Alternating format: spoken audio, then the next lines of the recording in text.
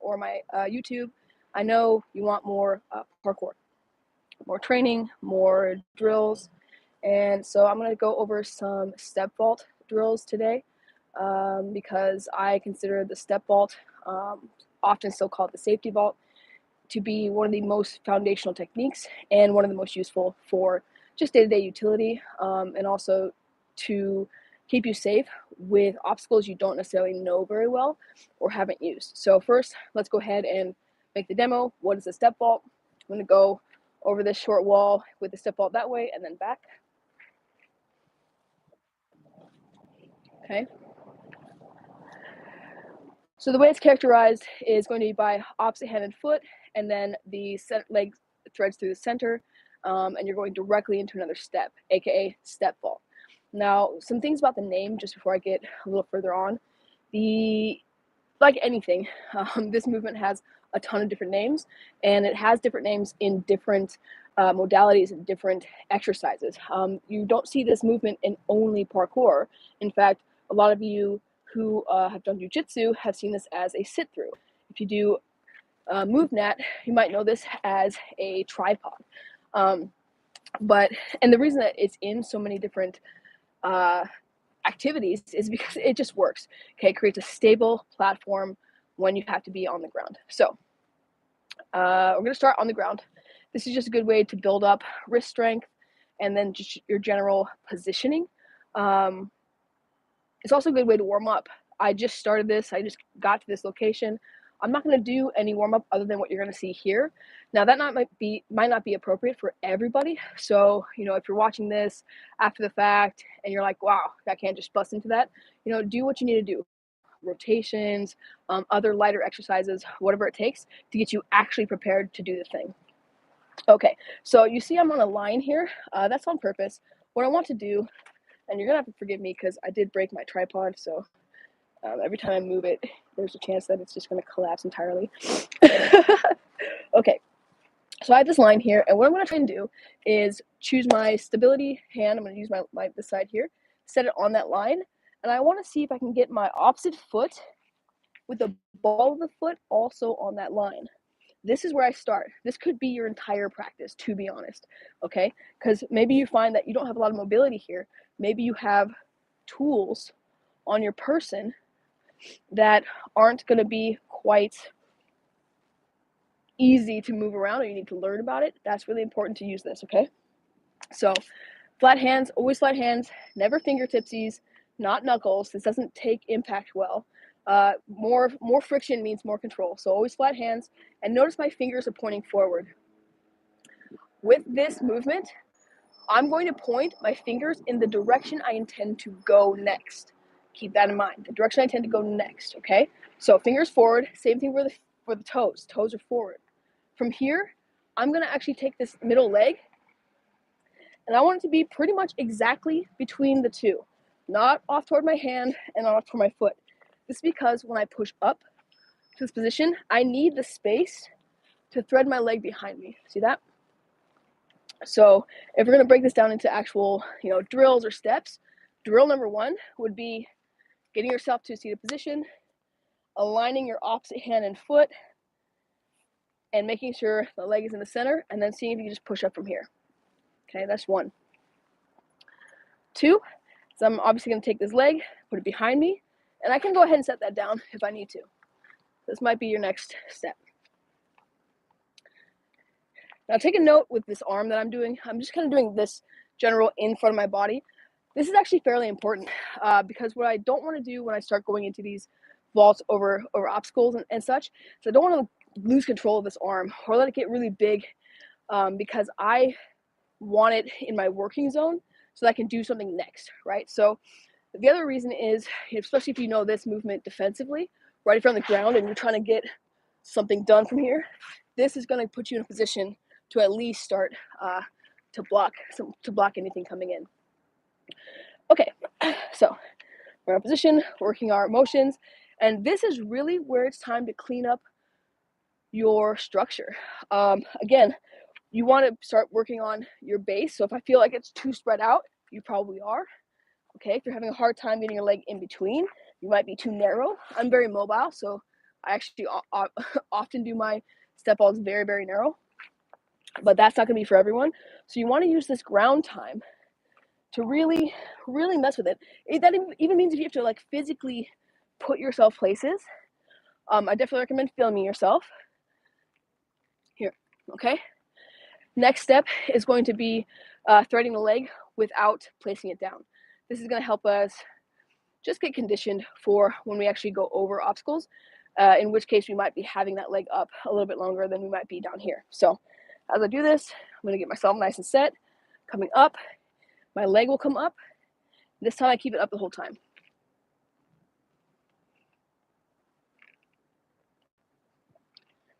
I can guarantee you that I'm making it look a lot easier than it is, especially if you haven't done this before.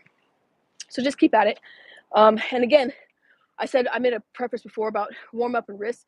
Be really keen on how your wrists are feeling with these exercises.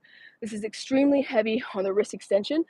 And while this kind of movement can actually get you more strength and get you more mobility in your wrists, it's not something to go really wild with right away. And it's something to keep very good care on checking yourself throughout this. Okay, let's go back through the first two drills, and then we're going to start moving up and building off of it. So step one is just finding your position, making sure fingers and toes are pointing in the direction you intend to go, making sure your base is not overly wide, and that the leg that's in front is directly between the foot and the base foot and base leg, not to one side or the other.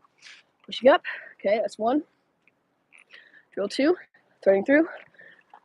Two. Drill three, we have the leg stays elevated. Okay. Now, something that you might not have noticed, and that I definitely haven't said yet, is the position of the foot on the ground. Now, when I'm flat like this, it's fairly easy to keep that foot flat and just let that happen. But what I want to do is just like my precision landings, just like, well, mostly that, or any sort of light steps or any kind of landings. I want the ball of my foot to be what's down. I want my heel slightly off the ground. It doesn't have to be tippy toes, but at least slightly up. What this does, first of all, it gives you a little more space, a little more height to get that leg through. It also is what's going to allow me to stay in athletic positions. Okay, it's going to allow me to move out of those positions a lot faster if I don't have a flat foot. Pretty much in parkour, at least the way that I teach it, we have very rarely ever have our feet flat or heels down. Basically, like balancing slow would be a place to have your feet flat. And then there's like wonky stuff, which doesn't matter for when we're talking like basic utility, which I believe the step vault is one of the most basic utility vaults of all time. So let's look at how we apply that on our structure. So I'm pressing my tripod right now. It's so busted, but it's working.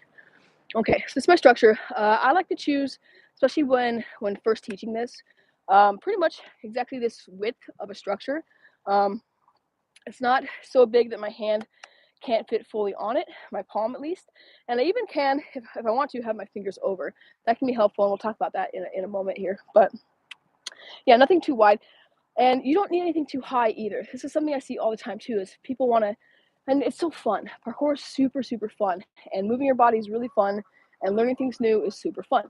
But again, I can't stress enough to be chill and take it easy and build up slowly. Okay, so this is a pretty low structure, but it's perfect. It's right at my mid thigh height, so I don't have to strain or stretch to get my leg up. And it's exactly where, if I just lean a little bit down, my palm is flat. This is a perfect place for me to practice this motion, especially if I've never done it before. Excuse me. It's cold out here, and I've been a little bit congested. You'll have to forgive that, the coughing. Okay, so when I approach in the basic step vault, I'm actually going to approach, and I'm going to let my hand come down first. After that, you notice again, fingers forward, palms nice and flat. In fact, if you can, spread your fingers out nice and wide just for the practice. I'm going to lift this up, and notice when I set it down, the heel's up. I don't roll my foot into place. I'm not going to plop it down and then come up. No, my friends. I want to be ready when I get there. And so as I step on that, I'm good to go. I thread through, I step out one, and then two. See if we can get a little bit better angle on that for y'all. It's been a while. I used to do some, when the pandemic first started, I was doing online classes for a bit. It's been a while since I've done that. Okay, we'll call that good. Okay, so see, well, we'll talk about it later. So I'm going this way, which means my fingers are pointing this way. My foot is coming up, coming through, making sure that one foot is down first, and my next step is in whatever direction I intend to go. This is the second most common mistake. The first most common mistake with the step vault is doing the weird finger stuff. Okay, always flat hands, flat palms for control. The second one is doing it like this. See that? Did that look like a step to you? Okay. So what happens with that is people get onto the structure and then they start the thread through, and even at the very end, they might still rush off. Few things wrong with this. First thing is, it doesn't look cool. That's very important. So I'm trying to keep a straight face. But seriously, it doesn't look cool. It looks janky because it is janky, which brings us to the second point is it kills your momentum. Coming down and taking all this time, all this effort to be slick here just to stop, it doesn't quite make sense. Okay. And the other one is just the impact. It's just more impactful. Because you'll notice that, actually, gosh darn it, you'll notice that not only do the feet have to impact a little bit harder a lot of times, what people tend to do when they do this is they put their hips up. Oh, there goes that tripod.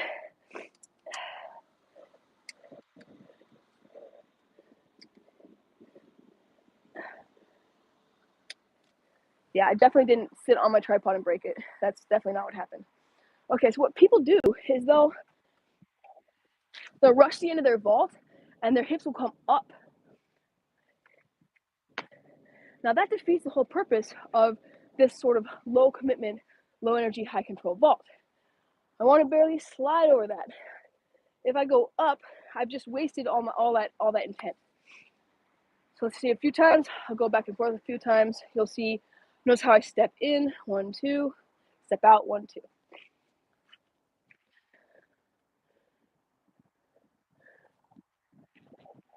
Okay. I plan for which hand goes down by the foot I put closest. I want to use my left hand. My left foot gets closer, up and through. Sweeping nice.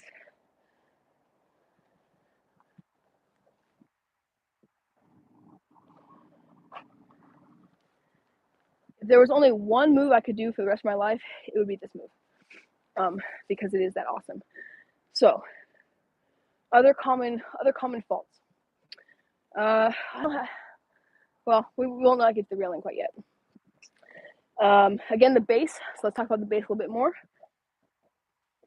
If I'm too wide, you're gonna feel it. You're gonna have this very stretched out, very intense sensation on the wrist. Really, you could also, before going over it, you could set up just like we did on the ground, but on the wall. In fact, this is one reason I love the step vault. It's not just for going over stuff. It's for going onto things, off of things, through things. It's so versatile. So as an example of that, I could sit here and now I'm on top, yes? And now I'm back down. Those are both the same motion that we were just doing over this wall. So opposite hand, opposite foot, things are forward, nice tall chest, and from here I can do what I need, whether that's going back this way, on top, or down. Okay? So just basically what I'm saying is to make sure you really put time in, you really take time to figure out what feels right, because you might not get it right away, and it's going to change for different structures. You might feel like you have a more narrow base on a wall, but a more wide base for a railing. Yes, okay. So let's change positions just slightly and actually talk about that railing position just briefly, by what I mean. And it's mostly what I mean for the wrist. So on the railing, it actually becomes essential to use the ball of the foot because you can't put your whole foot down, which is another reason we do it no matter what anyway. We never bother with flat feet because they just don't work on skinny stuff. And actually, I'll do this closer first. Let me remember how to coach, huh? Okay. So with the railing, this goes for any kind of rail moves, I want to also make sure my joints are stacked like this, over the palm, Everything's lined up. A lot of times folks will start their practice like this, deep extension. It's a great way to get exhausted and injured too soon, okay? So we set up like this. I'm gonna turn around here. You can see the hand. So as I step up, I'm gonna do nice and slow. Here, ball the foot, same idea. Okay, so it doesn't mean you have to go, do that same stuff on this railing yet, but you can see I just took a drill I was doing over there on something much more difficult, which a lot of times people miss. They think about these ground techniques and like, oh, sitting down and just putting your hands down. That's easy. It's like, well, change the environment, right? Change the idea, right? Change the intent, and then suddenly you have more to work with.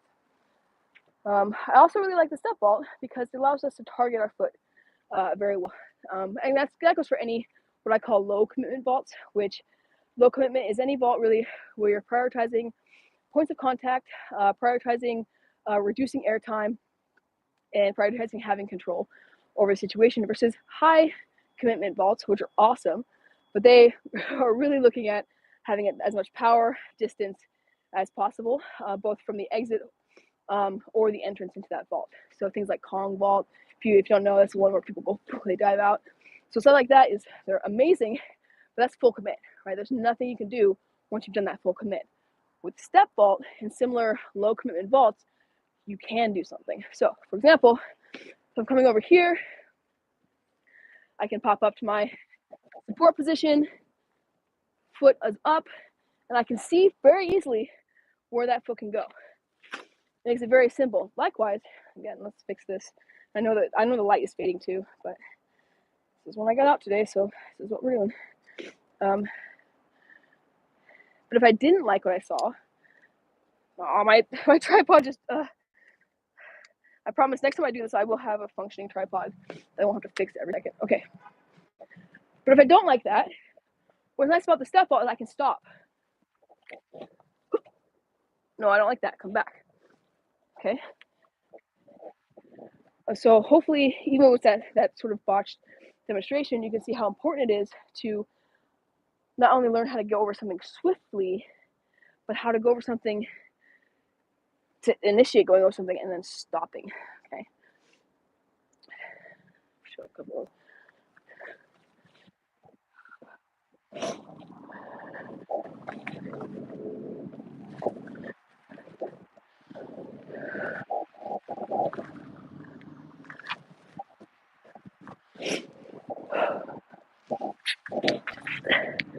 Whew. So there's another drill. We take our same obstacle that we've been working on, building up. It's still low, very low commitment. There's only concrete on this side. That side is bark and dirt, and I can start pushing my control without having to push the danger of where I'm working in. Yeah. Okay, so we've done ground position, working your base, correct positioning. Okay, so let's talk about the positioning a bit. Now, the reason I say point your fingers in the intended, point your fingers in the direction you intend to go next, and not point your fingers forward, is because it might change. It might change depending on what you're trying to do. So, for example, actually, I have this higher wall. Seems like it'd be better.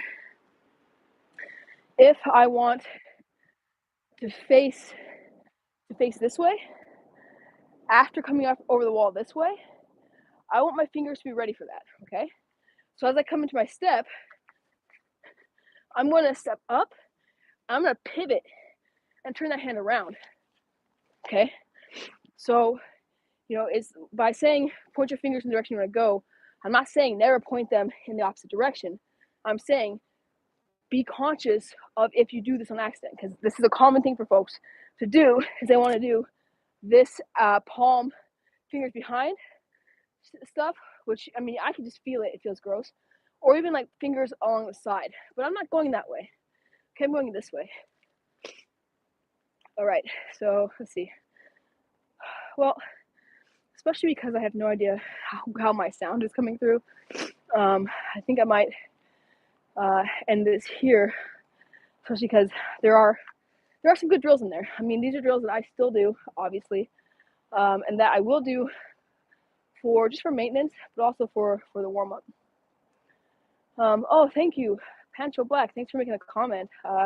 You're officially my only comment on this video so far. You're so welcome. Actually, that did remind me I wanted to go over a couple more things with the step vault before I go, and that is being burdened. Now, there's a few different ways you can go over stuff that's low, at least, when you have something in your hands. Let's just grab my backpack.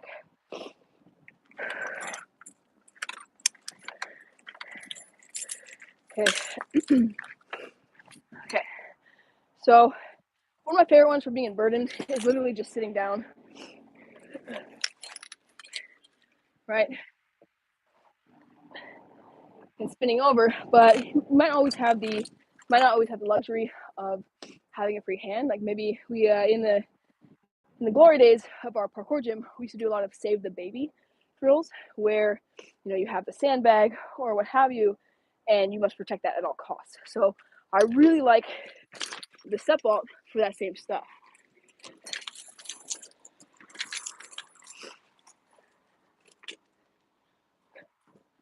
Okay. So if you want to add some spice to your daily practice, just grab up your backpack or whatever else you might have to carry daily and see if you can do that. This also does apply, even though I didn't bring my SIRT pistol out or anything, for movement with a weapon, right? If for some reason I'm not holstering or what have you, here, okay, so it just gives us more options than not with the step vault. Whew. All right, quick fire. Seems about 22 minutes. That's pretty good. That's pretty solid. Okay, so if you made it this far to the video, thank you so much. Go practice your step vault. It can be at home on the floor. I showed you in the start of this video that you can work on it even without quote unquote obstacles. And yeah, you'll see this stuff again because it's my favorite and it's so useful. So actually, I recommend for sure, along with filming yourself, go out and look for step vault tutorials. See what else is out there. See what other coaches say. Just because I think my coaches are the best doesn't mean they are. If you have any questions, put them in the comments, please. I'm always open to that. And yeah, we'll see you next time.